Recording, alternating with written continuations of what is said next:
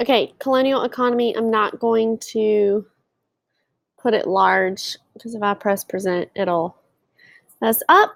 So mercantilism, I'm not going to spend a lot of time on. You guys got mercantilism from last year. But remember, it's all fueled by competition, okay? And it exists to bring wealth to the mother country. England provides raw materials. England's colonies provide raw materials that they then sent to the English, who made into finished products and sell that for a profit. They had this thing where they could only trade with England. And sometimes they went to war over this. So here's just something to think about. Again, this is that policy that of mercantilism and economic policy intended to increase wealth. They closely regulate trade. They collect high taxes, and they import more than exporting. That's a key goal. South Carolina's economy, cattle ranching and hog farming were some of the first industries. Then they traded with the natives just like y'all did in your settlement project. In South Carolina, the slave trade included not just African Americans, but Native Americans as well. Natives were sold into slavery in the West Indies and the New England colonies. We were the top producers of what were called naval stores. Naval stores are not stores where they sell stuff for the Navy or sell ships. It is actually a tar resin material that they use to waterproof the ships. So rice, called Carolina Gold, was the biggest cash crop in the colony. We are not to cotton quite yet. And some of last unit's project in this unit carries over a little bit. Slaves brought the knowledge, and slaves brought the rice.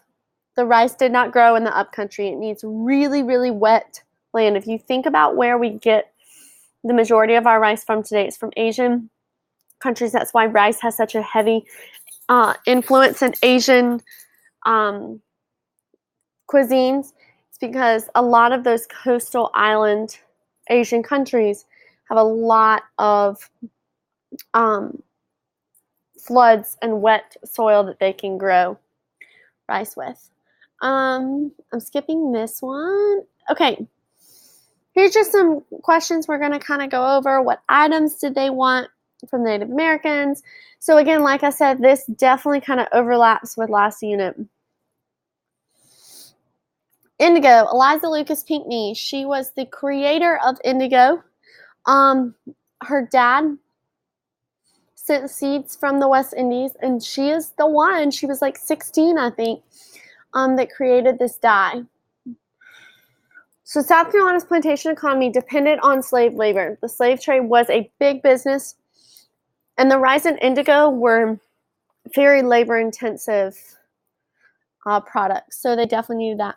Middle Passage, this is that passage from Africa to the West Indies and America.